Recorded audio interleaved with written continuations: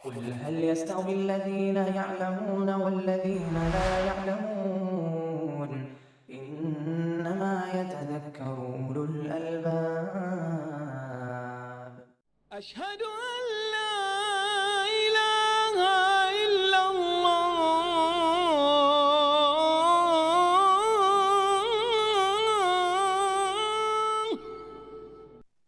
بسم الله الرحمن الرحيم.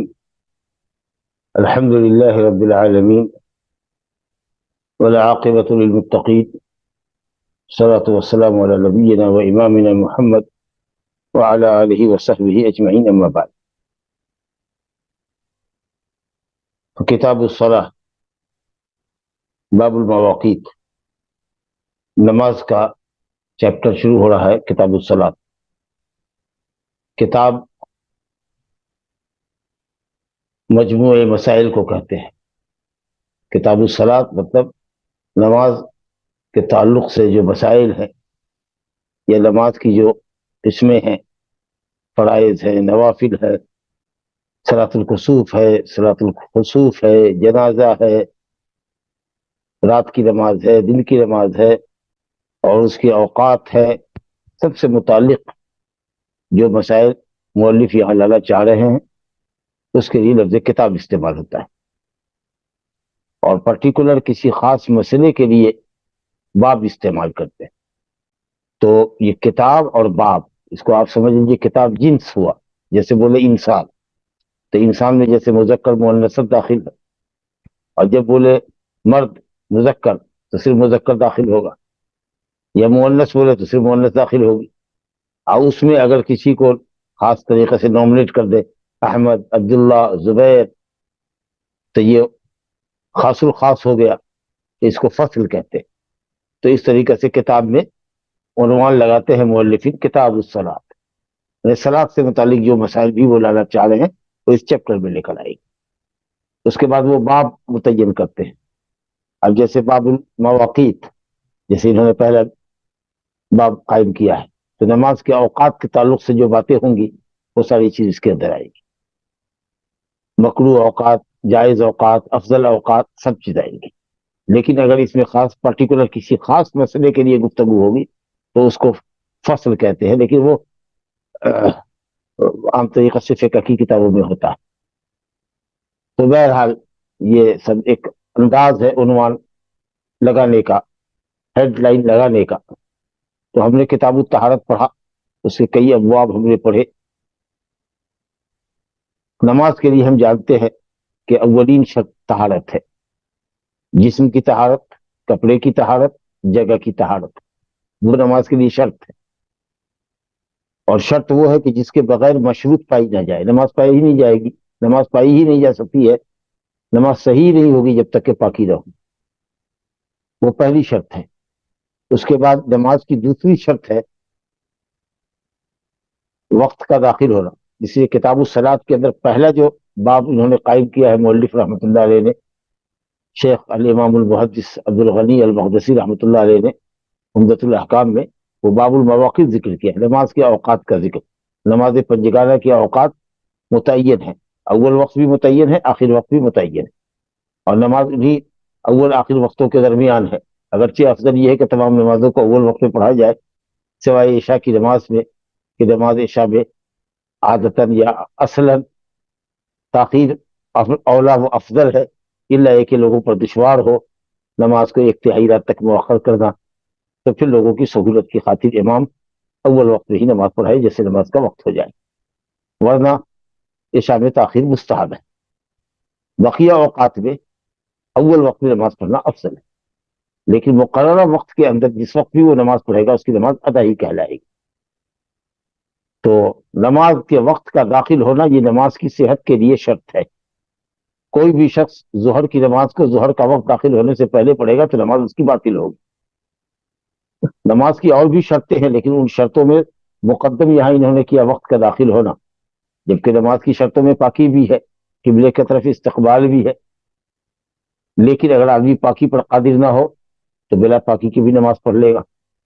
اگر آدمی سطر پوشی پر قادر نہ ہو تو ننگا نماز پڑھ لے گا.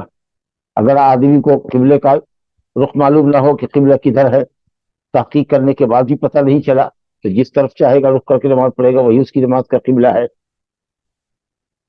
سب میں ایکسکیوز ہے، سب میں گنجائش ہے، لیکن نماز کو اس کے وقت سے پہلے پڑھنے میں کوئی گنجائش نہیں.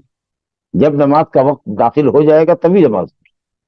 اس لیے تمام شرطوں میں اس شرط کی بڑی اہمیت ہے. طہارت کے بعد سب سے اہم شرط معلوم ہوتی ہے کہ یہی ہے کہ نماز کا وقت داخل ہو جائے تب نماز پڑھنا.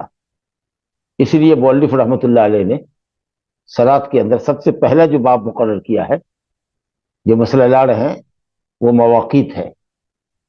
اب ہم آتے ہیں صلاۃ. صلاۃ کا لغوی معنی ہوتا ہے دعا. صلاۃ میں دعا، جیسے قرآن نے کہا وصلی علیہم فإن صلاتک سکن لہم. اے نبی آپ ان کے لیے دعا کر دیجئے کیونکہ آپ کی دعا ان کے لیے باعث سکون ہے، اطمینان ہے. یعنی جو زکوٰۃ لے کر آ رہے ہیں ان کا صدقہ لیجئے، خذ من اموالہم صدقۃ، ان کا صدقہ لیجئے جس سے ان کا نفس پاک ہوگا، مال پاک ہوگا. وصلی علیہم، اور ان کے لیے دعا کیجیے کہ اللہ تعالیٰ تمہارے مال میں برکت عطا فرمائے. وہ آپ کی دعا سن کر کے ان کو سکون حاصل ہوگا. تو صلاۃ کے معنی دعا. اور یہاں جب ہم بولتے ہیں صلاۃ تو ایک مخصوص عبادت ہے جو قول و فعل پر مشتمل ہے. عبادت ذات و اقوال و افعال و اعمال معلوم ہے. ایک ایسی عبادت جس میں قول اور عمل یا فعل معلوم اور مقرر ہے. قیام ہے، رکوع ہے، سجدہ ہے، تحیات ہے. کیا پڑھنا ہے قیام کے اندر، رکوع میں اور سجدے میں کیا پڑھنا ہے. تو نماز گویا مخصوص اقوال اور اعمال، معلوم اقوال اور اعمال پر مشتمل ایک عبادت ہے جو تکبیر تحریمہ سے شروع ہوتی ہے اور سلام پر ختم ہوتی ہے. تقرب اللہ کی نیت سے ادا کی جاتی ہے. اور یہ عملی ارکان میں، عملی عبادات میں سب سے محتم بالشان ہے.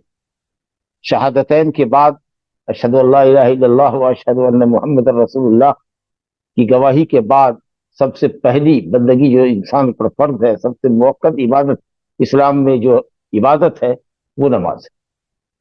اور یہ صلاۃ صلہ سے، صلہ بڑا رشتہ مضبوط ہوتا ہے. اس عبادت کے ذریعے بندے اور رب کا رشتہ مضبوط ہوتا ہے، صلہ قوی ہوتا ہے، رشتہ مضبوط ہوتا ہے. حدیث میں آتا ہے کہ اقرب ما یکون العبد بربہ وهو ساجد. بندہ سب سے زیادہ قریب ہوتا ہے جب وہ سجدے کی حالت میں ہوتا ہے. اور یہ پھر ایک شخص کے جو نیا مسلمان ہوا ہے اس کے ایمان کی فوراً سرٹیفکیٹ بھی، یا اس کے ایمان کی کسوٹی کہہ دیجیے، یہ نماز ہے. اگر نماز کا وقت آئے گا اور نماز نہیں پڑھے گا اس کا مطلب یہ ہے کہ وہ مومن نہیں ہوا ہے. یہ نماز لیلۃ المعراج میں فرض ہوئی، یہ نبی صلی اللہ علیہ وسلم پر فرض کی گئی. اسراء اور معراج، زمینی سفر اور آسمانی سفر، اسراء اور معراج جو نبوت کے 10ویں سال میں ہوئی، یعنی ہجرت سے 3 سال قبل. اور اللہ رب العالمین نے ڈائریکٹ اپنے نبی پر یہ فرض کی، 7واں آسمان کے اوپر. اتنی بلندی پر اللہ نے آپ کو اٹھایا کہ یہاں تک ایک بشر کا پہنچنا ممکن ہو سکتا تھا، اس کے آگے کوئی جا نہیں سکتا تھا. وہاں اللہ نے پہنچایا اور آپ پر نماز فرض کی بلا واسطہ جبریل کی. ڈائریکٹ اللہ تعالیٰ آپ سے ہم کلام ہوا من وراء حجاب، پردے کے پیچھے سے. رب تعالیٰ کو آپ نے نہیں دیکھا. جبریل کے واسطے سے یہ عبادت فرض نہیں ہوئی، جبکہ دوسری تمام عبادتیں زمین پر فرض ہوئی اور حضرت جبریل امین علیہ السلام کے ذریعے فرض ہوئی. وہ لے کر کے فرضیت کی آیت آئے، حکم لے کر آئے. لیکن یہ وہ عبادت ہے جو اللہ رب العالمین نے اپنے بندے اور رسول محمد صلی اللہ علیہ وسلم پر لیلۃ المعراج میں فوق 7 سماوات، 7 آسمان کے اوپر بلند ترین مقام پر اللہ تعالیٰ نے اپنے نبی پر فرض کیا. اور ہم سب کو معلوم ہے کہ اللہ تعالیٰ نے 50 وقت کی نمازیں فرض کی تھی. اب پیارے رسول صلی اللہ علیہ وسلم خوشی بخوشی اللہ کے حکم کو لے کر کے آ رہے تھے. ادنا بھی تردد آپ کے دل میں، ادنا سا تردد آپ کے دل میں نہیں تھا 50 وقت کے تعلق سے. لیکن اللہ رب العالمین یہ رحمان اور رحیم ہے، انہوں نے حضرت موسیٰ کو تیار کر دیا اور انہوں نے نبی صلی اللہ علیہ وسلم سے پوچھ دیا کہ کیا لے کر کے جا رہے ہیں، کیا آپ کی امت پر فرض کیا گیا. تو کہا 50 وقت کی نماز ہم پر اور ہماری امت پر فرض کی گئی ہے. کہا گیا کہ انہوں نے کہ میں نے قوم کو آپ سے پہلے آزمایا ہے، خوب آزمایا اور خوب قوم کو جھیلا ہے. آپ کی امت اس کی طاقت نہیں رہے گی. رکھے گی. آپ جائیے تخفیف کا سوال کیجیے اللہ تعالیٰ سے. چنانچہ آپ رحمت للعالمین تھے, آپ بھی اللہ کی طرف پلٹے اور 4 مرتبہ پلٹے. 10 وقت کی نمازیں آپ سے کم کی گئی, گھٹائی گئی, اور 5ویں مرتبہ پہنچے تو 5 وقت کی نماز کم کر دی گئی. اب 5 وقت کی بچ گئی تھی. اہل علم نے کہا ہے کہ 5 وقت کی ہر وقت تخفیف کی گئی. اب کس نے کہا کہ 10 مرتبہ کی. لیکن بہرحال اگر 10 مرتبہ ہوئی ہو تو 4 مرتبہ میں 40 وقت کی نماز تخفیف کی گئی, اور 5ویں مرتبہ تشریف لے گئے حضرت موسیٰ علیہ السلام کے کہنے پر, تو 5 وقت کی نماز کم گھٹائی گئی. 5 وقت کی نماز باقی رکھی گئی اور کہہ دیا گیا یہ خمسون و یہ خمسون. اللہ نے کہہ دیا کہ یہ 5 وقت کی ہے لیکن 50 وقت کا ثواب ملے گا.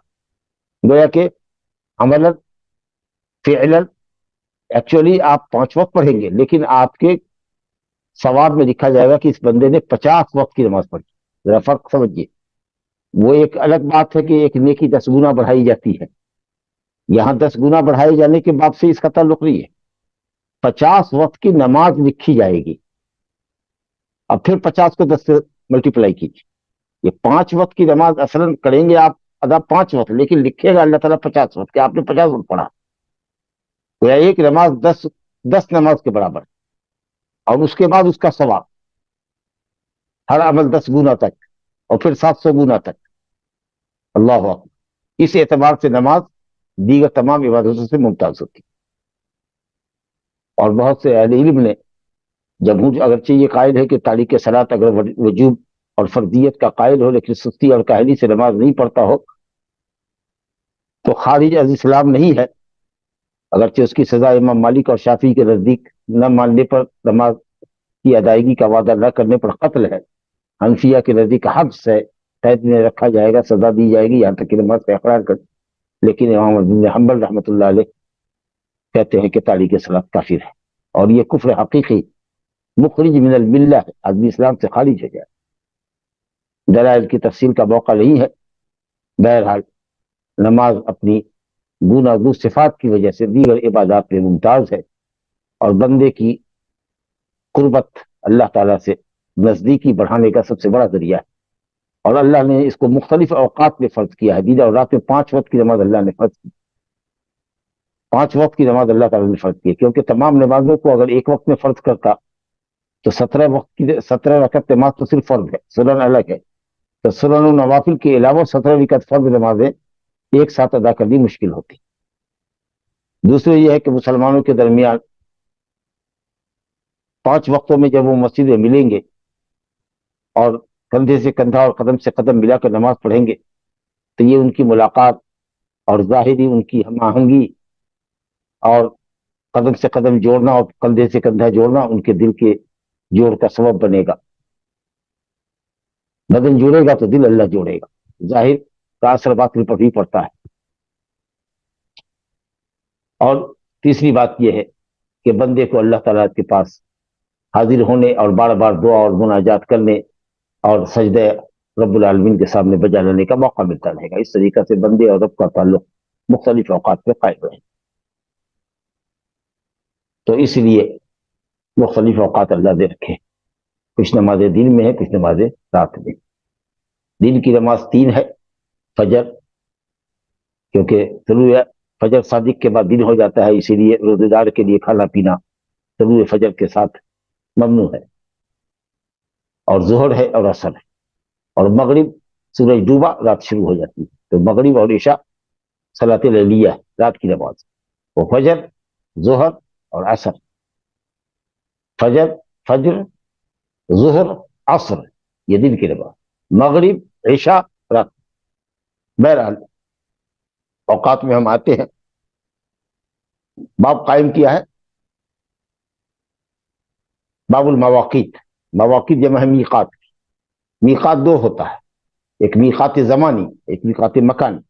میقات مکانی تو حجاج کرام کے لیے وہ جگہ جہاں سے حج اور یا عمرہ کرنے والا احرام پہن کر آگے بڑھتا ہے اور حج یا عمرے کی نیت کر کے آگے بڑھتا ہے, وہ ان کا میقات زمانی ہے.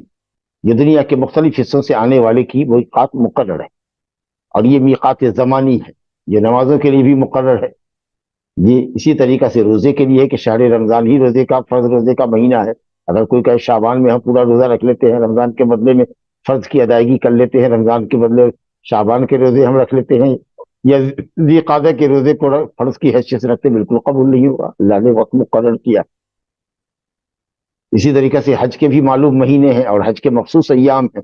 ان ایام سے پہلے اگر آپ حج ادا کرتے ہیں، عرفہ میں 9 ذی الحجہ کے بجائے آپ 7 ذی الحجہ کو ٹھہرتے ہیں، 8 کو ٹھہرتے ہیں، تو آپ کا حج نہیں ہو. تو یہ میقات زمانی. بہرحال یہاں ہمارے سامنے جو جس میقات کا ذکر ہے، جس وقت کا ذکر ہے، اول آخر وقت کا ذکر ہے، وہ نمازوں کے اوقات کا ذکر ہے. ان الصلاۃ کانت علی المؤمنین کتابا موقوتا. امام بخاری نے کہا موقوتا اے موقتا. وقت یوقت و توقیت، اللہ نے وقت مقرر کیا ہے. فرض ہے وقت مقررہ کے ساتھ فرض. آپ اپنی مرضی سے وقت متعین نہیں کر سکتے، یا قبل از وقت اس کو ادا نہیں کر سکتے، وہ نماز آپ کی نہیں. آئیے نماز کے وقت کے تعلق سے دیکھتے ہیں. پہلی حدیث اس باب کے اندر اور ترتیب میں سلسلے وار سیریل حساب سے غالباً 45ویں حدیث ہے کتاب کی، اور کتاب الصلاۃ باب المواقیت کی یہ پہلی حدیث ہے. ابو عمر شیبانی، جن کا نام سعد بن ایاس ہے، اس سے روایت انہوں نے کیا ہے.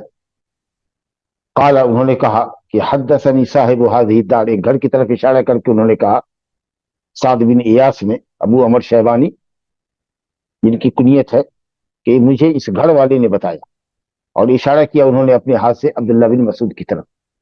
لوگ جانتے تھے کہ گھر عبداللہ بن مسعود کا ہے، تو کبھی کبھی صراحت کی جگہ پر اشارہ بھی کافی ہوتا ہے، اگر اشارہ لوگ سمجھیں.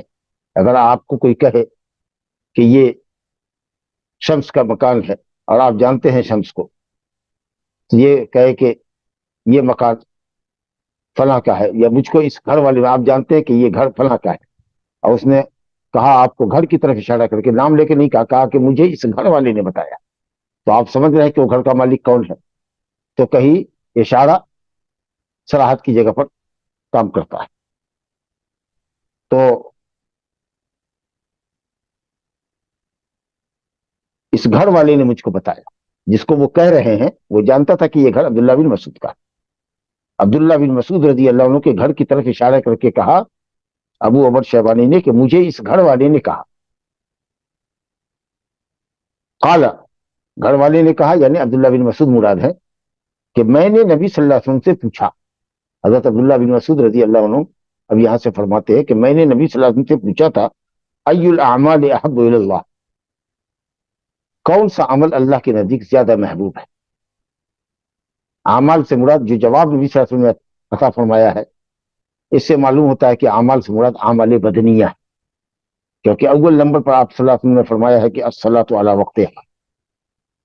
اگر اعمال سے مراد اعمال قلبیہ ہوتے تو پہلے ایمان باللہ سب سے اہم ضروری چیز ہے، بغیر اس کے تو کوئی عمل ہی نہیں. لیکن سوال کیا تھا انہوں نے اعمال بدنیہ کے تعلق سے. اعمال بدنیہ جس کو ہم اعضاء اور جوارح سے ادا کرتے ہیں، ان اعمال میں یا رسول اللہ سب سے محبوب عمل اللہ کے نزدیک سب سے پسندیدہ عمل کون؟ اس کا مطلب یہ ہے کہ اعمال صالحہ میں تفاوت ہے، ایک دوسرے سے افضل. تمام اعمال فضیلت میں یکساں نہیں ہے، بعض عمل اللہ کو زیادہ محبوب ہے دوسرے بعض کے مقابلے میں. اور معلوم ہوا کہ اللہ رب العالمین بندوں سے محبت کرتا ہے، اعمال سے محبت کرتا ہے، بندوں کی صفات سے محبت کرتا ہے، جگہ سے محبت کرتا ہے. محبت کرنا اللہ سبحانہ و تعالیٰ کی صفتوں میں سے ایک صفت ہے. بندہ بھی محبت کرتا ہے، بندہ کی محبت کا اپنا ایک انداز ہے، اللہ رب العالمین کی محبت کا اپنا ایک انداز ہے.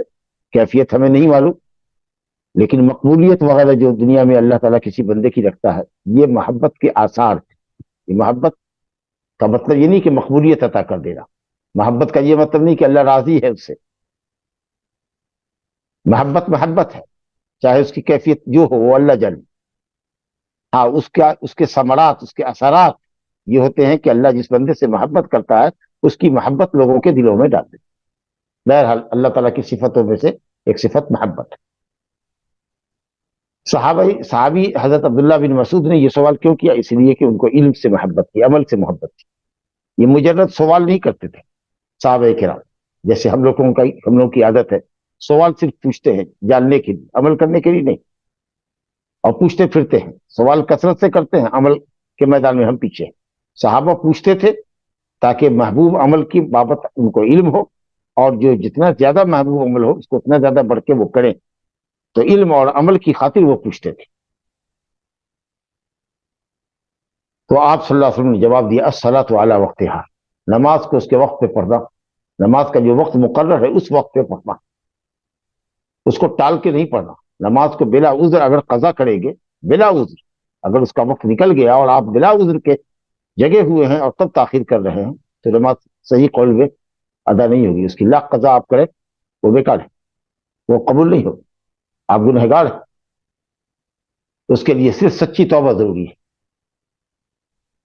کیونکہ یہ تو عمل آپ غلط کر رہے ہیں. جب اللہ نے وقت مقرر کیا ہے نبی صلی اللہ علیہ وسلم کے ذریعے حضرت جبریل کو بھیج کر نماز کے اوقات سکھائے ہیں، اول اور آخر وقت بتا دیا، تو آپ نے جو اپنی مرضی سے جگ کر کے بلا کسی عذر کے نماز کو ٹال دیا تو آپ نے وہ عمل کیا جس پر اللہ اور اس کے رسول کی دلیل موجود نہیں ہے. تو یہ عمل تو بدعت ہے اور بدعت مردود. اسی جن اہل علم نے یہ کہا ہے کہ اگر بلا عذر کی نماز کو مؤخر کرتا ہے آدمی اس کے وقت مقررہ سے تو اس کی نماز نہیں ہوگی چاہے وہ لاکھ قضا کرے. یہ قول صحیح. تو نماز کو وقت پہ پڑھنا چاہیے، اور وقت کے اندر بھی جو اول وقت ہے جیسا کہ میں نے شروع میں ذکر کیا وہ بہتر ہے، اس کو اول وقت میں ادا کر دیا جائے. اتنا وقت رکھا جائے جماعت کے لیے تاکہ آدمی اذان سننے کے بعد استنجا وغیرہ کی ضرورت سے فارغ ہو، وضو کرے اور سنن قبلیہ پڑھ سکے، جیسا کہ ہمارے یہاں عام طریقے سے 10 منٹ 15 منٹ کا وقت ہوتا ہے. وقفے کا انشاءاللہ کافی ہے یہ وقت. تو نماز سب سے محترم شان عبادت ہے، اس لیے اس کا پہلے ذکر کیا. اس کے بعد میں نے کہا ثم ای حذف کر دیا، آگے مضاف الیہ کو حذف کر دیا، خبر کو حذف کر دیا. ای الاعمال احب، ای الاعمال احب کہنا چاہیے تھا لیکن مختصر کر دیا. مضاف الیہ ای الاعمال، کون سا عمل، اعمال مضاف الیہ محذوف کر دیا، احب خبر مبتدا کی اس کو محذوف کر دیا کیونکہ پہلے ذکر کر ہی چکے ہیں ای الاعمال احب الی اللہ. تو اسی کا ثم ای، پھر کون سا عمل، تو کہا بر الوالدین، ماں باپ کے ساتھ خوب بھلائی سے پیش آنا. بر کہتے ہیں خیر کثیر کو، قولی طور پر، فعلی طور پر، بدنی طور پر، مالی طور پر خوب بھلائی کے ساتھ پیش آنا. جتنا بھی کریں آپ بھلائی اس کو کم جانیں. ماں باپ کی خدمت اور ان کے ساتھ احسان کرنے کے لیے استعمال کیا گیا بر کا لفظ. بر کا معنی تھا خیر کثیر. دوسرے رشتہ داروں کے ساتھ ہم بھلائی سے پیش آتے ہیں اس کو کہا جاتا ہے صلۃ الارحام، صلہ رحمی. لیکن ماں باپ کے ساتھ جو خدمت کرتے ہیں، ماں باپ کی جو خدمت کرتے ہیں، ان کے ساتھ جو نیکی کرتے ہیں، ان کی جو ضرورتیں پوری کرتے ہیں، اس کو صلۃ الارحام میں داخل نہیں کیا گیا. اس کے لیے خاص لفظ ہے بر الوالدین. ماں باپ کے ساتھ خوب نیکی کرو، خوب بھلائی سے پیش آ. اور دیکھ لیجیے شریعت کے اندر اللہ اور اس کے رسول کے بعد اگر کسی کا حق ہے مخلوق میں تو ماں باپ کا ہے، بشرطے کہ وہ اللہ کی نافرمانی کا حکم نہ کرے. مختلف مقامات پر قرآن مجید میں اللہ تعالیٰ نے اپنے حق کے بعد اور اللہ کے حق میں ہی رسول اللہ صلی اللہ علیہ وسلم کا حق داخل ہے، کیونکہ اللہ کی بندگی رسول اللہ صلی اللہ علیہ وسلم کے طریقے کے بغیر تو ہو نہیں سکتی. تو اللہ اور اس کے رسول کے حق کے بعد اللہ نے والدین کا حق ذکر کیا. وَاعْبُدُوا اللَّهَ وَلَا تُشْرِكُوا بِهِ شَيْئًا، اللہ کی عبادت کرو اس کے ساتھ کسی کو شریک مت کرو. عبادت نبی صلی اللہ علیہ وسلم کے بتائے ہوئے طریقے کے مطابق کرو. اللہ رسول کا حکم ہو گیا. اس کے بعد فرمایا وَبِالْوَالِدَيْنِ إِحْسَانًا. ایک مقام پر اور فرمایا وَقَضَىٰ رَبُّكَ أَلَّا تَعْبُدُوا إِلَّا إِيَّاهُ، تیرے رب کا حکم ہے، تیرے رب کی وصیت ہے کہ اللہ کے سوا کسی کی عبادت نہ کرو. وَبِالْوَالِدَيْنِ إِحْسَانًا، ماں باپ کے ساتھ احسان. اور بھی مقام پر وَأَنِ اشْكُرْ لِي وَلِوَالِدَيْكَ، میری شکر گزاری کرو. اللہ کہتا ہے میری شکر گزاری کرو اور اپنے ماں باپ کے شکر گزار دو. یہ بتاتا ہے کہ ماں باپ کا حق بڑا اونچا ہے، لیکن اللہ کا حق والدین کے حق پر مقدم ہے. نماز مقدم، نماز کا وقت ہو تو نماز مقدم ہے. بر الوالد. قال ثم ای، یا رسول اللہ پھر کون سا؟ تو آپ نے فرمایا الجہاد فی سبیل اللہ، اللہ کے راستے میں جہاد کر تاکہ اللہ کا کلمہ بلند، اللہ کا دین غالب. قبائلی حمیت کے لیے جنگ نہیں لڑنا، شجاعت کے لیے نہیں لڑنا، نام وری کے لیے نہیں، تمغہ حاصل کرنے کے لیے نہیں لڑنا، اللہ کے دین کی خاطر. اس کے لیے شرائط ہے کہ اسلامی حکومت کے جھنڈے تلے ہو، اسلامی حکمراں کی اجازت سے، اور پھر مسلمانوں کی فوجی طاقت اور اسلحے کی طاقت اتنی ہو کہ غلبہ گمان ہو کہ وہ مشرکین پر اپنے مد مقابل پر غالب آ جائے گا، غلبہ گمان ہو۔ اگر یقین نہ ہو تو کم سے کم غالب گمان ہو کہ مسلمان سوا سیر ہوں گے۔ اگر وہ سیر بڑھے، کلو بڑھے، تو ہم 1.25 کلو، 60% کم سے کم مسلمانوں کی طاقت زیادہ ہو اسلحے کی قوت کے اعتبار سے، اور اسلام کی دعوت پہلے دے دی جائے۔ نہیں مانتا ہے تو جزیہ دیا جائے، جزیہ مانگا جائے، وہ بھی نہیں کرتا ہے تو فاستعین باللہ وقاتل، پورا مسئلہ ہے اس کا۔ ایسے نہیں کہ اللہ ٹپ جہاں چاہا فساد برپا کیا اور اس کو جہاد کا نام دیا، شرائط ہے اس کی۔ بہرحال تیسرے نمبر پر جہاد فی سبیل اللہ کا ذکر کیا۔ مختلف موقعوں پر مختلف صحابہ نے افضل اعمال کے متعلق نبی صلی اللہ علیہ وسلم سے دریافت کیا اور مختلف انداز میں آپ نے جواب دیا۔ تو اہل علم ان حدیثوں کے درمیان تطبیق یہ کرتے ہیں کہ نبی صلی اللہ علیہ وسلم صورتحال اور سائل کی حالت کا اندازہ کر کے جواب دیا کرتے تھے کہ سائل کو کس طرح کی حاجت اور ضرورت ہے۔ اگر دیکھا کہ صاحب کوئی ماں باپ کا نافرمان ہے، معلوم ہے کہ یہ شخص ماں باپ کا نافرمان ہے، تو افضل اعمال میں سب سے پہلے ماں باپ کا ذکر کر دیا، ماں باپ کی نیکی کا ذکر کر دیا۔ کہیں دیکھا کہ صاحب جہاد کی اہمیت ہے تو وہاں پر جہاد کی اہمیت کا ذکر کیا۔ یعنی مختلف سائل کو آپ نے مختلف جواب دیا ہے، حالات و ظروف اور سائل کی جو پوزیشن تھی اس پوزیشن کے اعتبار سے۔ اب اگر بھوک مری کا زمانہ ہو، اب کوئی کہ مولانا افضل عمل کا کیا ہے؟ بھی نماز پڑھو، اور کیا ہے اس کے بعد صدقہ دو، خیرات، کیونکہ ہم دیکھ رہے ہیں کہ لوگ بھوک مری کے شکار ہیں۔ ایسے وقت میں جبکہ لوگ علم دین سے نابلد ہوتے جا رہے ہیں، بڑے بڑے علماء کی موت کے ساتھ ساتھ علم شریعت کا رخصت ہو رہا ہے، بہت کم لوگ ہیں جو سائلین کی یا سوال کرنے والوں کی تشنگی بجھا پا رہے ہیں، اور بھی آنے والے دن میں علم کا زوال ہوگا۔ اللہ تعالیٰ پڑھنے پڑھانے کے سلسلے کو قائم رکھے، آدمی یا تو عالم ہو یا متعلم ہو یا مستمع ہو، علم کو سنے، چوتھا نہ ہو۔ اگر پڑھنے پڑھانے کا مشغلہ ختم ہو گیا تو جہالت عام ہو جائے گی اور لوگ گمراہی کے شکار ہو جائیں گے، نعوذ باللہ۔ تو ایسے وقت میں ہم سے اگر کوئی پوچھے کہ بھئی کیا افضل عمل کا، نہیں، حلقات میں بیٹھو، علماء کے حلقے میں بیٹھو، دروس میں بیٹھو، شریعت کا علم حاصل کرو، کیونکہ ہم دیکھ رہے ہیں کہ لوگوں کی رغبت دین کی طرف نہیں ہے اور جہالت عام ہو رہی ہے۔ تو بہرحال حضرت عبداللہ بن مسعود کہتے ہیں کہ ان باتوں کا ذکر نبی صلی اللہ علیہ وسلم نے ہم سے کیا جو ہم نے ذکر کیا ہے۔ یہ اپنا خیال ظاہر کرتے ہیں ابن مسعود رضی اللہ عنہ کہ وَلَوْ اسْتَزَدتُّهُ لَزَادَنِي، اگر میں آپ سے مزید کچھ اعمال کے بارے میں پوچھتا کہ اس کے بعد کون اور اس کے بعد کون اور اس کے بعد کون، تو آپ مجھے مزید بتاتے، زیادہ علم دیتے۔ یہ کیسے انہوں نے سمجھا؟ کیونکہ نبی صلی اللہ علیہ وسلم سے انہوں نے یکے بعد دیکھ 3 سوال کیا۔ ای الاعمال احب؟ قال الصلاۃ علی وقت، نماز کو وقت پہ پڑھو۔ کہا ثم ای، پھر کون؟ کہا بر الوالدین۔ کہا ثم ای، پھر کون؟ کہا الجہاد فی سبیل اللہ۔ یہ 3 سوال انہوں نے کیا، تینوں کا آپ نے جواب دیا بغیر دل میں کسی تنگی کے اور بغیر کسی طرح کی الجھن محسوس کیے ہوئے۔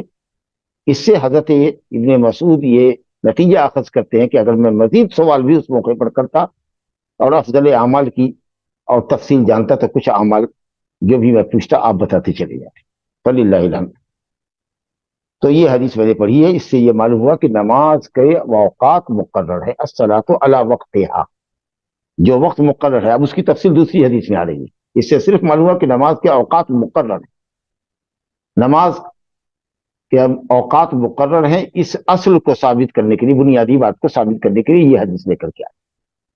اس کا مطلب یہ کہ نماز کو اس کے وقت سے پہلے پڑھنا یا بلا عذر کے نماز کو اس کے وقت سے ٹال کر کے پڑھنا بلا عذر کے جائز نہیں، نماز باطل ہوگی۔ دوسری حدیث دیکھتے ہیں۔ عن عائشة رضی اللہ عنہ قالت لقد كان رسول الله صلی اللہ علیہ وسلم يصلي الفجر فيشهد معه نساء من المؤمنات متلفعات بمروطهن ثم يرجعن إلى بيوتهن ما يعرفهن أحد من الغلس۔ ذکر کیا کہ المروط اکسیت معلمت یا معلمت، معلم یہ اعلام سے، تکون من خز و تکون من صوف۔ حضرت عائشہ رضی اللہ عنہ کہتی ہیں کہ رسول اللہ صلی اللہ علیہ وسلم کان رسول اللہ یصلی الفجر، فجر کی نماز پڑھا کرتے تھے. فَيَشْهَدُ مَعَهُ، تو آپ کے ساتھ فجر کی نماز میں مومنات عورتیں حاضر ہوتی تھی، نماز جماعت میں حاضر ہوتی تھی. گویا کہ عورتوں کا جماعت میں حاضر ہونا مشروع ہے.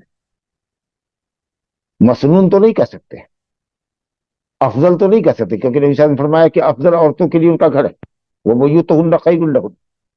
تو شریعت کے معاملے میں اگر نبی صلی اللہ علیہ وسلم نے نکیر نہیں فرمائی ہے اور ان کی حاضری کو، عورتوں کی حاضری کو باجماعت آپ نے ثابت کیا ہے، یعنی اس پر چپ رہے ہیں، اقرار کیا ہے، انکار نہیں فرمایا، تو یہ اس بات کی دلیل ہے کہ مشروع ہے، جائز ہے کہ وہ آ سکتی ہے ترک زینت کر کے، شوہر کے ساتھ ہیں یا عورتوں کی جماعت کے ساتھ ہیں، لیکن گھر ان کے آ.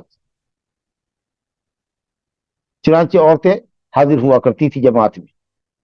متلفعات بمروطہن، اپنی چادروں کو بدن میں لپیٹ کر، سر سے لے کر بدن تک چادر کو لپیٹتی تھی، اس طریقہ سے نہیں کہ صرف ڈالا اور جسم کا حصہ اکثر کھلتا رہا، بلکہ ایسے لپیٹ لیتی تھی پورے بدن کے اوپر، جیسے چادر لپیٹتے ہیں لوگ جاڑے میں بدن میں. اب آج کل کیا ہے، اللہ عورتوں کو اچھی سمجھتے، ابا یا عبایا پہنتی ہے، اب بیچ میں پورا پھٹن ہے، اس کے بٹن بھی نہیں ٹانگتی ہے یا چین نہیں لگاتی ہے، عبایا کو ایسے ڈال دیا اس طریقے سے کندھے کے نیچے، یہ انڈر آرمز بازو کے نیچے دبا لیا، اور کہیں بے خیالی ہوئی تو یہ دونوں ہل گیا. اب یا تو کبھی اللہ کی بندیاں پہنے ہوتی ہیں پورا کپڑا، لمبا کرتا پہنے ہوتی ہیں، اور بعض ایسی بھی عورتیں ہوتی ہیں ہداہن اللہ کہ جو انڈر گارمنٹس میں ہوتی ہیں، کم سے کم لباس میں ہوتی ہے، تو بڑی رسوائی کی بات ہے نا. تو اس لیے اس طرح کا عبایا ہونا چاہیے، اس طرح کا برقع ہونا چاہیے کہ جو بدن سے بتا ہوا ہو، کھلا ہوا نہ ہو، یا اگر چادر ہے تو سر سے لگا کر کے گھونگھٹ کرے اور پوری چادر کو ایک دو تہ بدن کے اوپر لپیٹے، تاکہ وہ آسانی سے بدن کھلے نہیں، جب تک کہ کھولا نہ جائے بدن. تو اپنی چادروں کو لپیٹے ہوئی ہوتی تھی. یہ متلفعات کا لفظ یہ بتا رہا. ملتحفات، جیسے لوگ چادر کو، لحاف کو اپنے بدن میں جاڑے میں کیسے لپیٹتا ہے کہ کوئی حصہ کھلا نہ رہے، اس طریقہ سے وہ اہتمام کیا کرتے. بے مروطہن، مرط کہتے ہیں چادر کو جس میں دھاڑی، اب وہ دھاڑی ریشم کی ہوتی یا پھر اون کی کسی رنگ کی دھاڑی ہوتی، لیکن دھاڑی دار موٹی چادر بدن پہ ڈالا کرتی تھی اور اس کو بدن پہ لپیٹ کے ہوتی. تو معلوم ہوا کہ عورتیں فجر کی نماز میں بھی آ سکتی ہیں، چادر میں لپٹ کر کے آئے گی.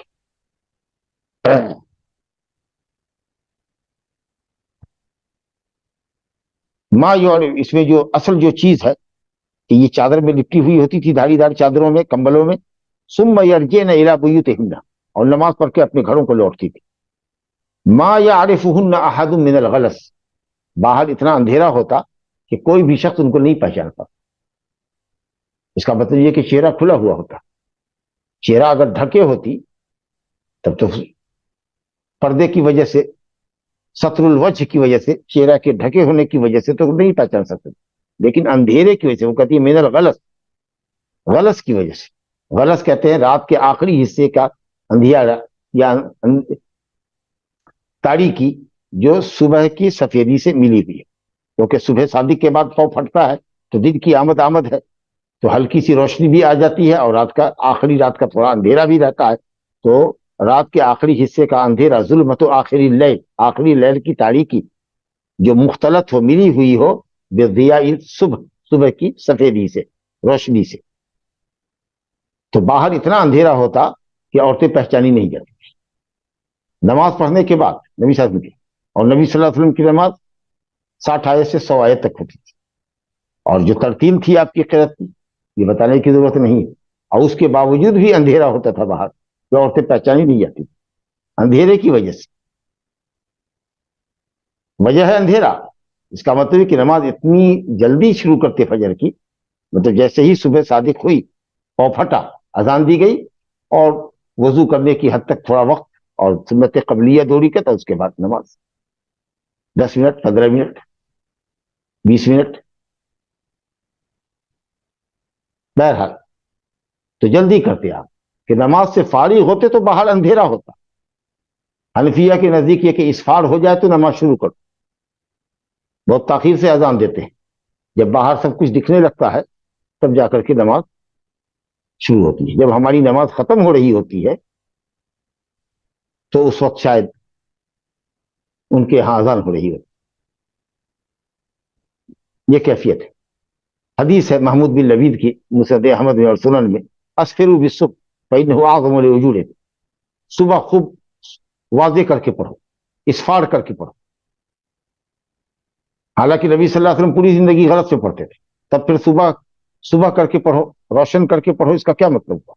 اہل علم نے تو جواب دیا، اسفروا بالصبح کہ یقینی طور پر پتہ کر لو کہ صبح صادق ہو گئی. ایسا نہ ہو کہ غلط میں نماز پڑھنے اور اندھیرے میں نماز پڑھنے کی جلدی کی وجہ سے صبح صادق سے پہلے اذان دے دو، پہلے پڑھ. تحقق طلوع فجر صادق ہونا چاہیے، یقینی ہونا چاہیے.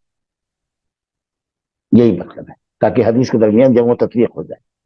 اب بعض اہل علم نے کہا کہ غلط میں شروع کرو اور اسفار میں ختم کرو، لیکن یہ توجیہ سے پہلی توجیہ بہتر ہے، کیونکہ نماز ختم ہونے کے بعد بھی، جماعت سلام پھیرنے کے بعد بھی جب عورتیں نکلتی تھی تو مسجد کے نمازیوں کو باہر اندھیرے کی وجہ سے عورتیں پہچان میں نہیں آتی تھی کہ کس کے گھر کی کون عورت ہے.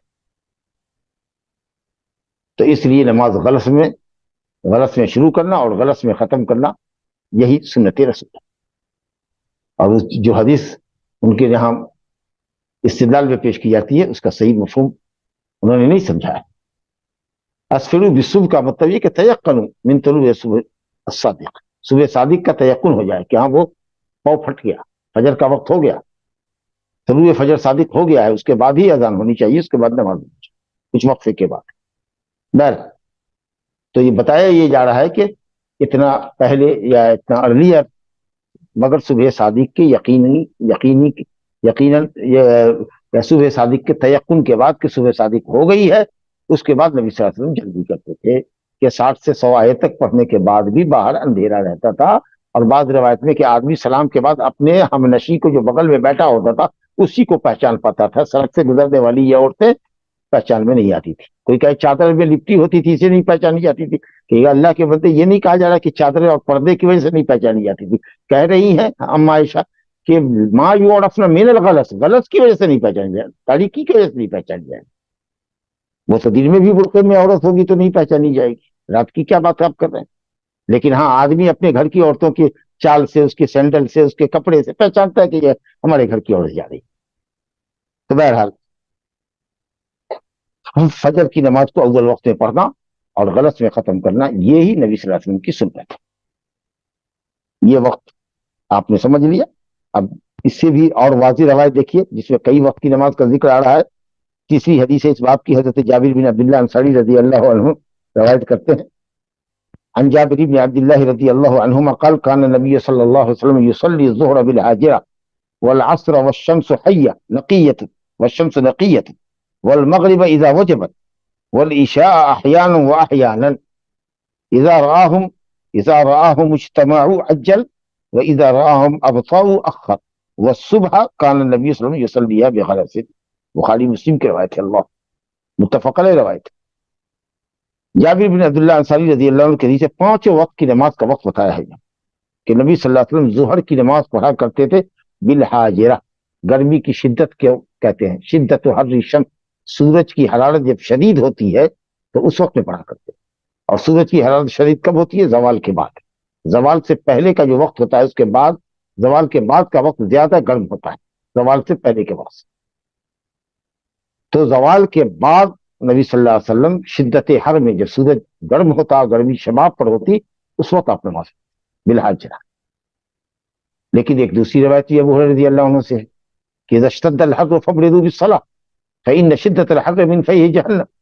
کہا کہ جب گرمی بہت سخت پڑے تو تھوڑی سی نماز ظہر کو تاخیر سے پڑھو. کتنی تاخیر ہونی چاہیے؟ صحابہ کہتے ہیں کہ حتی رأینا فیہ التنور، ٹیلوں میں سائے لگتے جاتے تھے، ٹیلوں کے سائے زمین پر پڑتے تھے. گھروں کے ساتھ گزرنے والے کو گھر کا سایہ مل جاتا تھا کہ اس سائے میں لوگ آ جا سکتے تھے. تو کچھ لوگوں نے کہا کہ یہ گرمی کی شدت جب ہو تو اس کو تھوڑی تاخیر کرنی چاہیے، ورنہ عام حالات میں جب گرمی کی بہت شدید گرمی نہ ہو تو نماز کو اول وقت میں پڑھنا زوال کے بعد ہی بہتر ہے. اور بعض اہل علم نے کہا کہ اب یہ بہرحال آپ نے رخصت دی ہے، لیکن اگر کوئی اول وقت میں پڑھنا چاہے تو کوئی حج نہیں ہے بلکہ اول وقت میں پڑھ سکتا ہے. اور خاص کہ آج کل تو ہر قدم پر مسجد ہے، ہر گلی میں مسجد ہے، ہر کالونی میں مسجد ہے اور مکیف مسجد ہے. جی تو اگر کالونی والے جن کو باہر سے نہیں آنا پڑتا ہے، مدرسے میں احاطے میں طلبا رہتے ہیں، وہ نماز پڑھتے ہیں، تو اہل علم نے کہا ہے، بہت سے اہل علم نے کہ اول وقت نماز پڑھنا چاہیے. لیکن چلیے بہرحال جاڑے کی نماز کے مقابلے میں مئی جون کی گرمی میں تھوڑی نماز ظہر کی میں تاخیر ہونی چاہیے. لیکن بعض مساجد میں سال اوور ایک ہی ٹائم رہتا ہے. جی 12:30 1 بجے ہے تو 1 بجے ہے. ابھی جاڑے کے حساب سے دن چھوٹا ہوتا ہے تو وقت کو پڑھاؤ، اول وقت میں رکھو.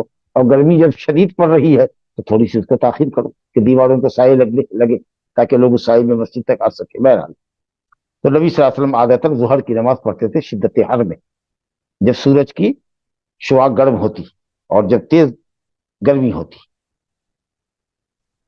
لیکن زوال کے بعد بتایا نا کہ شدت حر ہوتی ہے، سورج زیادہ گرم ہوتا ہے تبتا ہے کب؟ جب زوال ہو جائے گا، سورج ڈھل جانے کے بعد.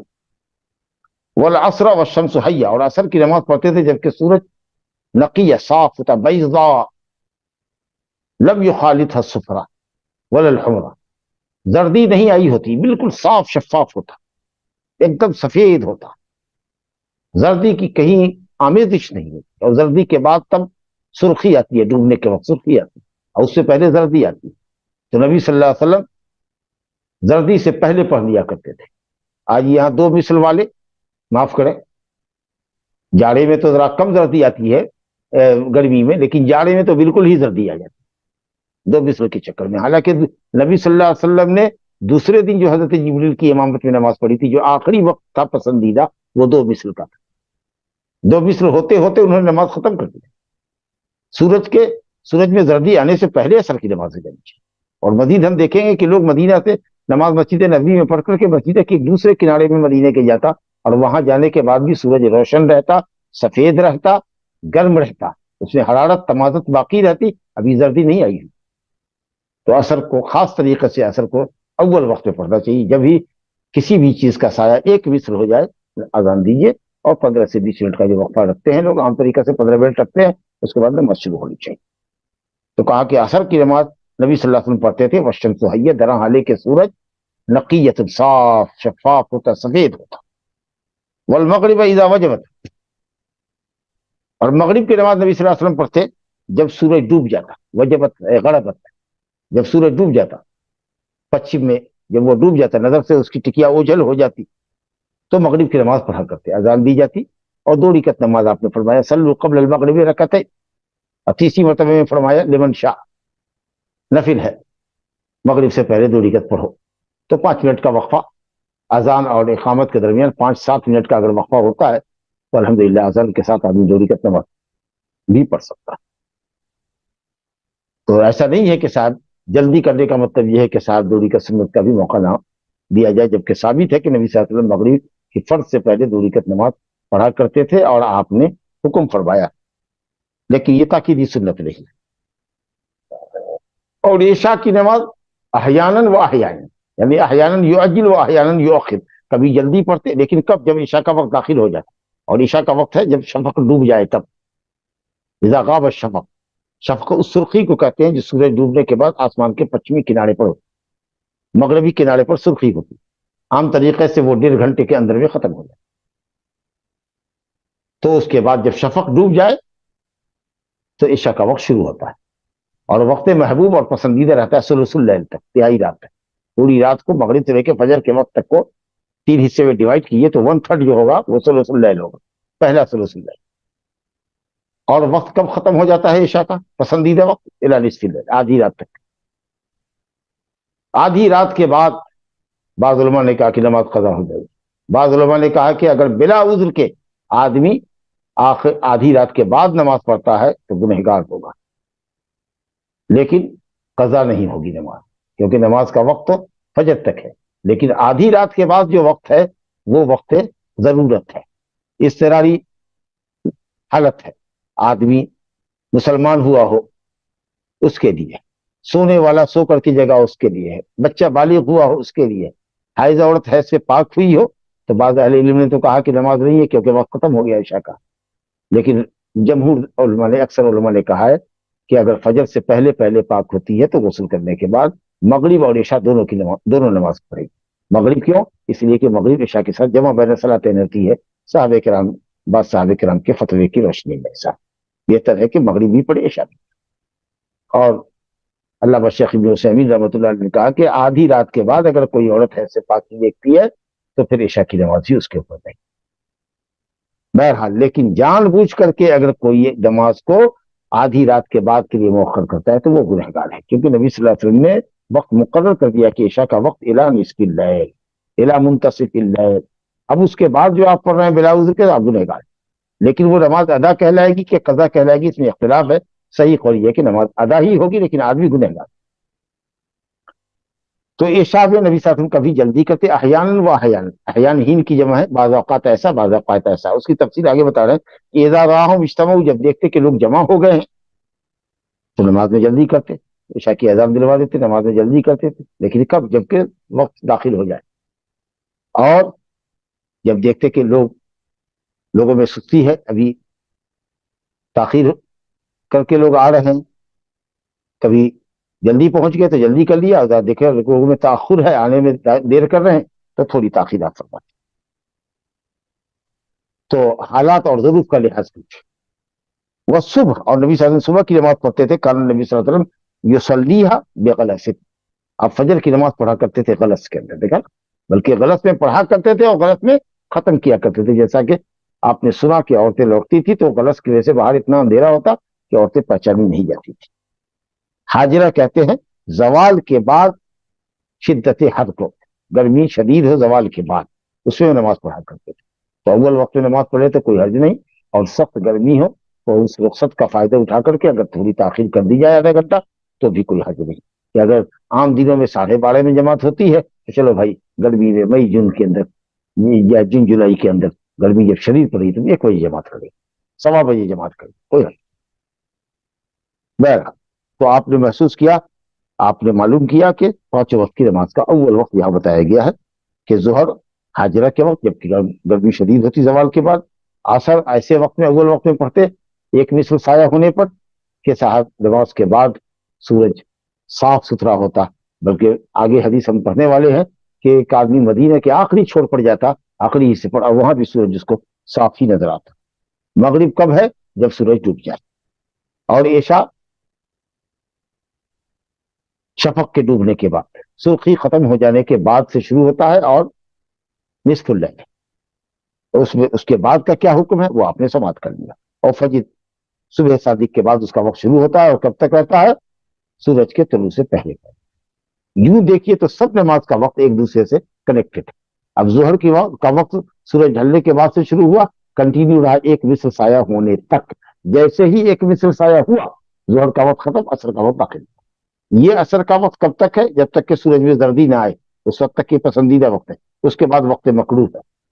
الا للمعذورین، مگر جو معذور ہے، سوئے ہوئے تھے، جگہ ہیں، عورت حیض سے پاک ہوئی ہے، تو اگر ایک رکعت بھی پڑھنے کی صلاحیت، 2 رکعت بھی پڑھنے کا وقت اس کے پاس موجود ہے سورج ڈوبنے سے پہلے، تو اہل علم کا کہ ظہر پہلے پڑھے اس کے بعد. تو وقت پسندیدہ اور وقت مکروہ لیکن کنیکٹڈ ہے وقت سورج ڈوبنے تک. سورج ڈوبنے سے لے کر مغرب کا وقت شروع ہوتا ہے کب تک؟ شفق ڈوبنے تک. شفق ڈوبنے کے ساتھ ہی عشاء کا وقت شروع ہوتا ہے، یہ ہے آدھی رات تک.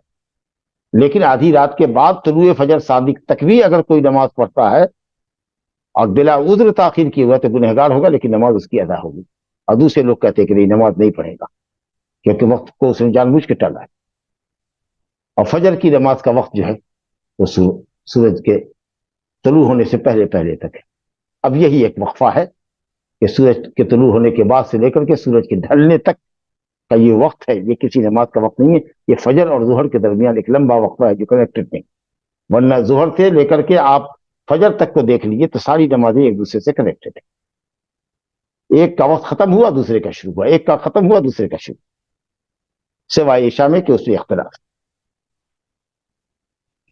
اب میرا خیال ہے کہ ابھی وقت تو ہے، لیکن چلیے سرسری طور پر اس حدیث سے بھی گزر لیتے ہیں کیونکہ وقت تو سب تفصیل سے آ ہی گیا ہے. چوتھی حدیث پڑھ کے دیکھتے ہیں. ابی المنہال سے روایت ہے، ان کا نام ہے سیار بن سلامہ. کہتے ہیں کہ دخل تو انا و ابی، میں اور میرے والد. سیار خود ان کے والد سلامہ دونوں گئے کہاں؟ ابو برزہ اسلمی صحابی کے پاس. دونوں باپ بیٹے گئے علم لینے کے لیے، علم سیکھنے کے لیے باپ بیٹے جا رہے ہیں. اب ہم سمجھ رہے کہ میرے والد بھی بیٹھے ہیں میں بھی بیٹھوں، یا بڑے لوگ سمجھتے ہیں کہ جہاں میرا بیٹا بیٹھا ہوا ہے ہم بیٹھے. علم کے حاصل کرنے میں شرم ہونی چاہیے. باپ بیٹے دونوں گئے ابو برزہ اسلمی صحابی کے پاس اوقات نماز معلوم کرنے کے لیے. تو میرے ابا نے ان سے کہا کہ نبی صلی اللہ علیہ وسلم کئی فقان یصلی المکتوبہ، فرض نماز کیسے پڑھا کرتے تھے، یعنی ٹائم بتائیے. اس کا مطلب یہ ہوا کہ سلف صالحین، صحابہ کرام اور سلف صالحین سوال کرتے تھے علماء سے، نبی صلی اللہ علیہ وسلم کا طریقہ پوچھتے تھے. آج ہم پوچھتے ہیں علماء سے، پوچھتے ہیں کیا فرماتے ہیں علماء دین اس مسئلے میں. علماء دین جو فرماتے ہیں وہ فرماتے ہیں، لکھ دیا انہوں نے کہ ہمارے فلاں عالم نے فلاں کتاب میں یہ لکھا ہوا ہے. ان کو یہ کہیے کہ اللہ اور اس کے رسول کا حکم اس مسئلے میں کیا ہے، مسئلہ حاضہ میں نبی صلی اللہ علیہ وسلم کی سنت کیا ہے، مجھے بتانے کی زحمت فرمائیں. تو یہ سوال کیجیے کیونکہ ہمارے لیے نبی کی سنت اسوہ ہے. لقد کان لکم فی رسول اللہ اسوۃ حسنہ. تو پوچھا انہوں نے، یہ نہیں پوچھا کہ آپ فرض نماز کے اوقات بتائیے. کہا کیف کان یصلی، ہمارے نبی صلی اللہ علیہ وسلم ہمارے مقتدی پیشوا فرض نماز کیسے ادا کرتے تھے، کیا وقت ہوتا تھا. ہمیں نبی صلی اللہ علیہ وسلم کے وقت سے آگاہ کیجیے کہ آپ کیسے پڑھتے تھے تاکہ ہم آپ کی سنت کی پیروی کریں. تو ابو برزہ اسلمی نے جواب دیا کان یصلی الحجیر، بھئی ظہر کی نماز کو حجیر جو حاجرہ کے وقت میں سخت گرمی کے وقت میں پڑھی جاتی ہے، اور حجرہ یحجروں کے معنی ترک یترک کو، اس وقت آدمی کام کاج کو چھوڑ کر کے اپنے گھر میں آ جاتا ہے کیونکہ دھوپ تیز ہوتی ہے. تو عام طریقے سے آدمی 12 بجے کام چھوڑ کر کے گھر پہ آ جاتا ہے، تو اس لیے اس کو حاجرہ کہتے ہیں. اور حاجرہ کے معنی ہوا زوال شمس کے بعد سورج کی تمازت اور تپش اور گرمی کی شدت. لیکن اس کو حاجرہ اس لیے کہتے ہیں کہ آدمی اس وقت کام کو حجر کرتا ہے، یعنی ترک کر کے گھر میں بیٹھتا ہے. اچھا، اسی نماز کو کہتے ہیں التی تدعونها الاولی، جس کو تم لوگ اولا نماز کہتے ہو، صلاۃ اولا، پہلی نماز. وہ پہلی نماز اس لیے کہ حضرت جبریل امین علیہ الصلوۃ والسلام نے نبی صلی اللہ علیہ وسلم کی جو امامت کی تھی لیلۃ الاسراء والمعراج کے بعد، تو پہلی نماز پڑھی تھی ظہر کی، پھر عصر پڑھی، پھر مغرب پڑھی، پھر عشاء، پھر فجر. ٹھیک ہے. اور دوسرے دن، پہلے دن اول وقت میں پڑھی تھی، اور ہر نماز کو دوسرے دن اس کے آخر وقت میں پڑھی. یعنی ظہر پڑھی سورج ڈھلتے ہوئے ہی، اور دوسرے دن پڑھا جب پڑھنے سے فارغ ہو گئے، جب کسی بھی چیز کا سایہ ایک مثل ہو جائے. پہلے دن پڑھا تھا جب ایک مثل سایہ ہو گیا، عصر کی نماز اس وقت پڑھی تھی. دوسرے دن ختم کیا تھا جب کہ سایہ 2 مثل ہو جائے، اس سے پہلے پہلے ختم کر دیا تھا.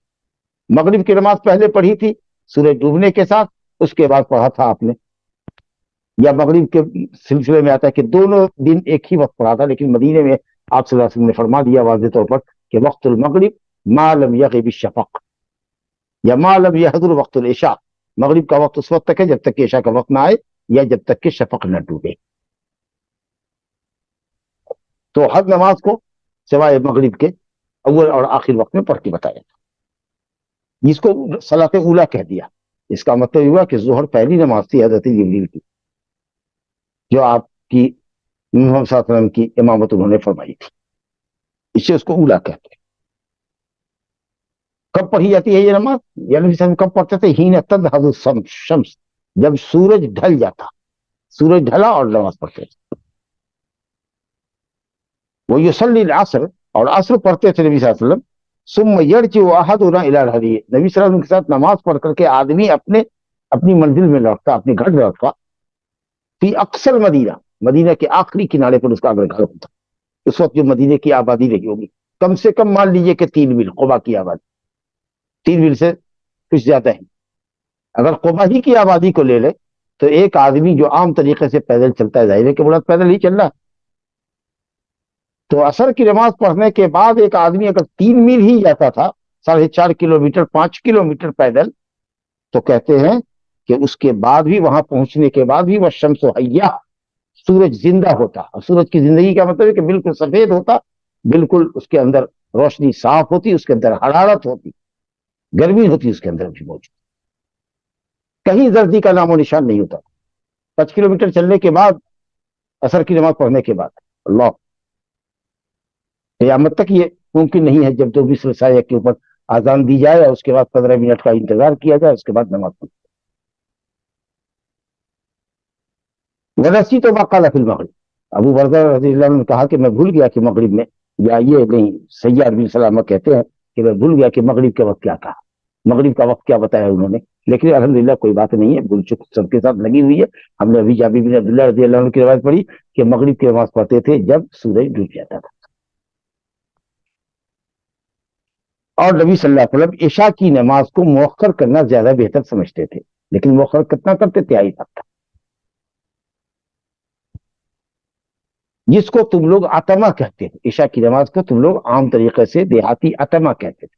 عتمہ کہتے ہیں 1/3 رات کے بعد جو اندھیرا پھیلتا ہے، رات کا جب اندھیرا گہرا ہوتا ہے، سیاہی جب گہری ہوتی تو اس کو عتمہ کہتے ہیں، اور اس کی وجہ یہ ہے کہ دیہاتی اپنے اونٹوں کو دوہا کرتے، اونٹنیوں کو دوہا کرتے تھے دیر رات، تہائی رات کے بعد، تاکہ فقراء اور مساکین جو محلوں میں گھومتے ہیں مانگتے ہیں کھانا پینا تو کہیں دودھ نہ مانگ لیں، تو اس نماز کے اوقات کو جو 1/3 رات تک ہوا کرتی تھی، جو ان کے دودھ دوہنے کا وقت ہوتا تھا اونٹنی کے، تو اس لیے اس کو انہوں نے دنیاوی عمل سے جوڑ کر کے کہا صلاۃ العتمہ، صلاۃ العتمہ، رات کی تاریکی کی نماز، جس وقت ہم یہ دودھ دوہتے ہیں، دودھ گاڑتے ہیں، تو آپ صلی اللہ علیہ وسلم نے کہا بھی کہ دیکھو دیہاتیوں کی زبان تمہاری زبان پر، شرعی زبان پر اور شرعی نام پر غالب نہ آیا، اللہ تعالیٰ نے اس کو صلاۃ العشاء کہا ہے، من بعد صلاۃ العشاء، عشاء کے بعد بچہ گھر میں بغیر اجازت کے داخل نہیں ہو سکتا، تو اس لیے جو اسلامی نام ہے قرآن حدیث کا اس کو کہو، ایسا نہ ہو کہ عتمہ عتمہ کہو، لیکن نبی صلی اللہ علیہ وسلم کی زبان سے بھی اور بعض صحابہ کی زبان سے بھی استعمال ہوا ہے، تو اس کا جواب یہ کہ جواز ہے، جائز ہے کہ صلاۃ العشاء کو صلاۃ العتمہ کہا جائے، جائز ہے کہ صلاۃ العشاء کو، صلاۃ مغرب کو عشاء اولا کہا جائے اور عشاء آخرہ عشاء کو کہا جائے، لیکن سب سے بہتر ہے کہ مغرب کو مغرب کہیے، عشاء کو عشاء کہیے، تاکہ کنفیوژن نہ ہو، لیکن اگر عشاء آخرہ کہہ دیں گے اور مغرب کے ساتھ عشاء اولا کہہ دیں گے تو پھر کنفیوژن دور ہو جاتا۔ اور کبھی آپ نے نبی صلی اللہ علیہ وسلم نے عتمہ کہا ہے، جس بات صحابہ نے عتمہ کہا ہے، تو عتمہ عشاء کی نماز کو کہنا جائز ہے، لیکن افضل یہ ہے کہ صلاۃ العشاء کہا جائے، تو کہا انہوں نے کہ وہ عشاء کی نماز کو تاخیر کر کے پڑھتے تھے، بہتر ہے، لیکن کہا کہ جب وہ نمازیوں پر مشقت ہو تو عشاء کی نماز کو اول وقت میں پڑھنا چاہیے، جیسا کہ روایت آگے آئے گی۔ وَكَانَ يَكْرَهُ النَّوْمَ قَبْلَهَا، عشاء کی نماز پڑھنے سے پہلے سونا آپ ناپسند کرتے، طبعی کراہت ہوتی تھی یا یہ کہ شرعی کراہت ہوتی تھی، کیونکہ اگر عشاء سے پہلے آدمی سو جائے تو خطرہ ہوتا ہے کہ عشاء کی نماز کے لیے جگے گا نہیں، کیونکہ ابھی جلدی نیند لگی ہے، لیکن اگر آدمی بہت نیند سے مغلوب ہو تو کسی کو ڈپوٹ کرے کہ وہ عشاء کی نماز کے لیے جگہ دے گا تب سو سکتا ہے، ادروائز جگہ رہے یہاں تک کہ عشاء کی نماز پڑھو۔ اور عشاء کے بعد نبی صلی اللہ علیہ وسلم گفتگو کرنے کو ناپسند کرتے تھے، کیونکہ عشاء کے بعد اگر دیر رات تک گفتگو کرتے رہے جائز باتوں کے لیے، کیونکہ اس وقت ناجائز باتوں کا کیا سوال تھا صحابہ کرام کی زندگی میں، تو آپ سمجھ سکتے ہیں کہ دیر رات سے سونا قیام اللیل کھونے کا تو ذریعہ ہوگا ہی، عجب نہیں کہ فجر کے لیے بھی آدمی نہ جگے، اور خاص کے گرمی کی رات میں جبکہ چھوٹی رات ہوتی ہے، تو عشاء کے بعد گفتگو سے آپ پسند نہیں کرتے تھے، الا ایک کوئی مہمان آیا ہے تو اس کے ساتھ کچھ گفتگو ہے، چائے وائے کھانا کھلایا، چائے قہوہ پلایا اس میں ہے، یا آدمی اپنے اہل سے تھوڑی گفتگو کر لے مقاربت کے لیے اگر جا رہا ہے تو، یا کچھ علمی گفتگو ہو رہی ہے عشاء کے بعد تو چلیے بھائی آدھے گھنٹے 45 منٹ کی گفتگو کر لیتے ہیں، لیکن لمبی رات تک نہیں کہ 12 بجے تک 1 بجے رات تک ایک سلسلہ چل رہا ہے گفتگو کا، کیونکہ یہ بہرحال اس طرح کا جگنا صحت کے لیے تو نقصان دہ ہی ہے اور نماز فجر کے بھی گول ہونے کا ذریعہ ہے۔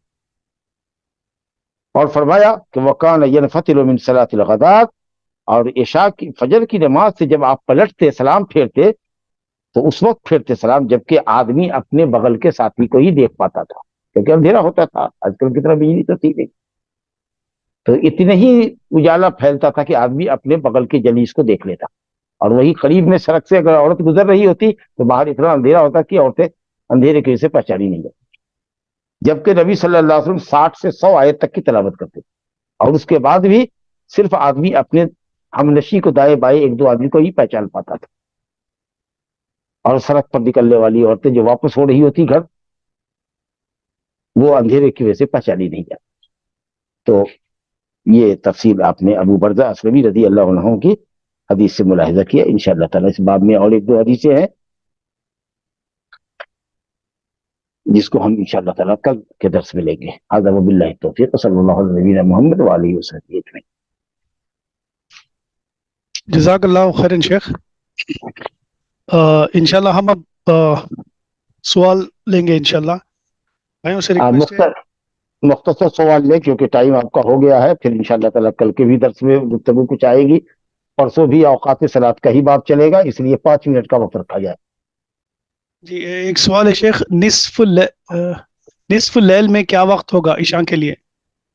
تو ہر وقت ہر دن کے اعتبار سے نصف اللیل ہوگا. سورج بتا دیا نا ایک ضابطہ کہ سورج جس وقت ڈوب رہا ہے 6:25 پر, اگر یا 6:30 پر سورج ڈوب رہا ہے اور 4:30 پر صبح صادق طلوع ہو رہا ہے, تو 6:30 اور 4:30 کے درمیان کا جو وقت ہے اس کو آپ ڈیوائڈ کر لیجیے. نصف, آدھی رات کب ہوگی, 1/3 رات کب ہوگی, آخری 1/3 کب ہوگی, وہ تو ہر دن کے حساب سے الگ ہوگا. 1 منٹ یا 2 دن پر 1 منٹ یا 3 دن پر 1 منٹ گھٹتا بڑھتا رہتا ہے. اگلا سوال ہے شیخ, اگر حیض سے پاک ہونے کے بعد جنابت کے بعد سپاٹنگ ہو تو کیا کرے؟ صرف اس حصے کو دھو لے جس پر اسپاٹ ہو, غسل واجب نہیں ہے.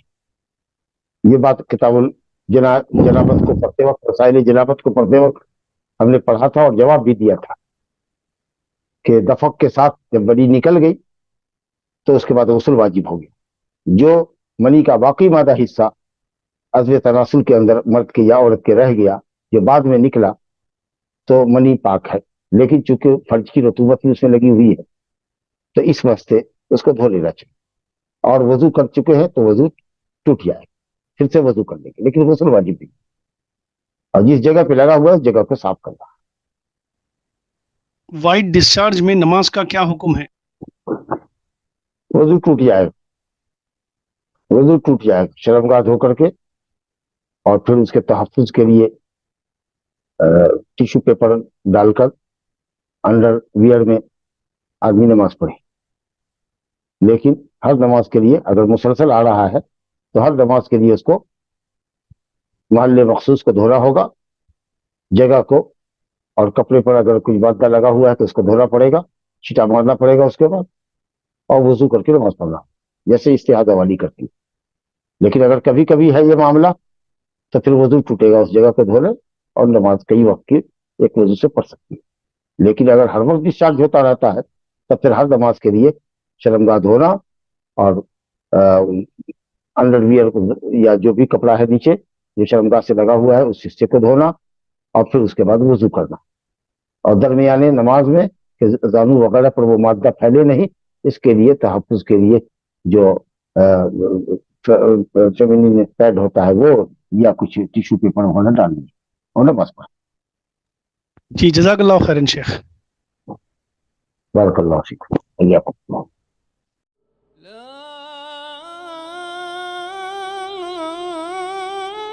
إله إلا الله.